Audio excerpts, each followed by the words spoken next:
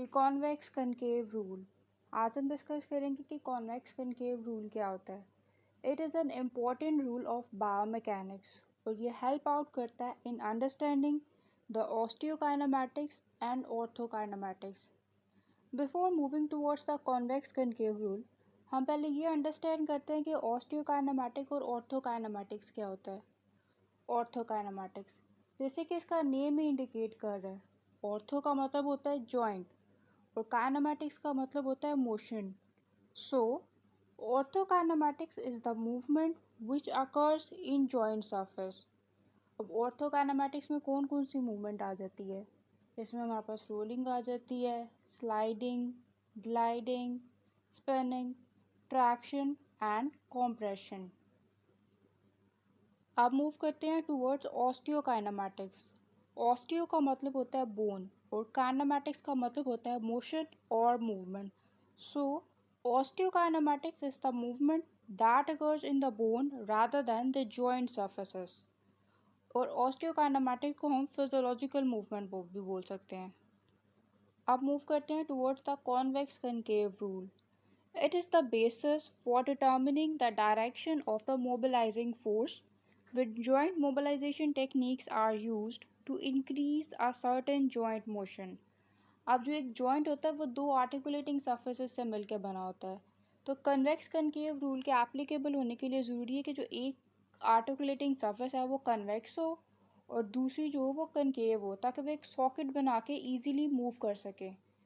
अब convex concave rule के हमारे पास दो कंडीशंस या टर्म्स आती हैं। कंडीशन नंबर 1 है कन्वेक्स ऑन कनकेव और कंडीशन नंबर 2 है कनकेव ऑन कन्वेक्स। पहले हम कंडीशन नंबर 1 को अंडरस्टैंड करते हैं, जो कि थी कन्वेक्स ऑन कनकेव।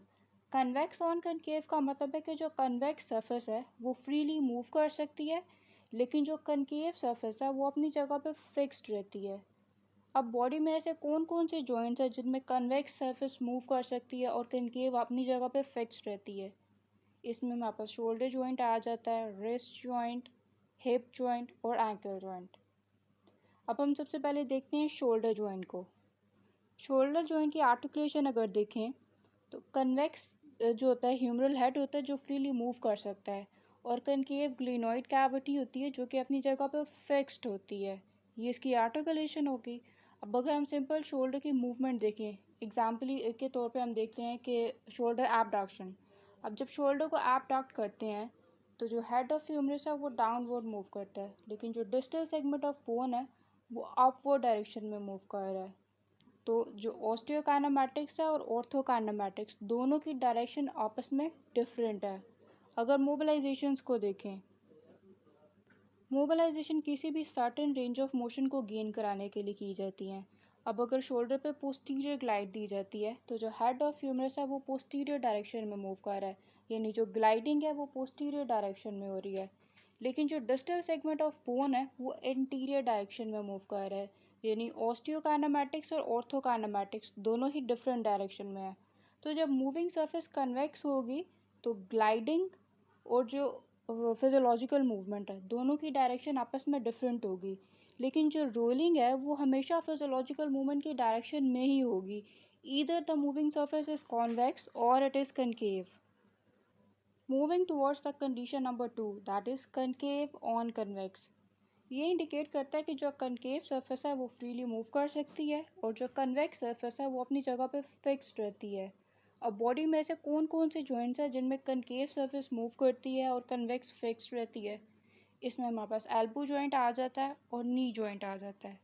एल्बो पे अगर हम ह्यूमरो रेडियल आर्टिकुलेशन देखें तो जो कन्वेक्स कैपिचुलम होता है ह्यूमरस का वो अपनी जगह पे फिक्स्ड होता है, और जो कनकेव रेडियल हेड है वो उसके साथ आर्टिकुलेट करता है और फ्रीली मूव कर सकता है। अब अगर रेडियल हेड पे हम डॉर्सल या फिर पोस्टीरियर ग्लाइड दें तो जो हेड ऑफ रेडियस है वो डॉर्सल डायरेक्शन में मूव करता है, यानी पोस्टीरियर डायरेक्शन में, और डिस्टल सेगमेंट ऑफ बोन भी उसी डायरेक्शन में हो रही है, यानी ऑस्टियोकाइनेमैटिक्स और ऑर्थोकाइनेमैटिक्स दोनों की डायरेक्शन सेम है और रोलिंग भी उसी डायरेक्शन में हो रही है। So we can conclude that when the moving surface is convex, the direction of osteokinematics and orthokinematics are different. On the other hand, if the moving surface is concave, Orthokinematics and osteokinematics are in the same direction.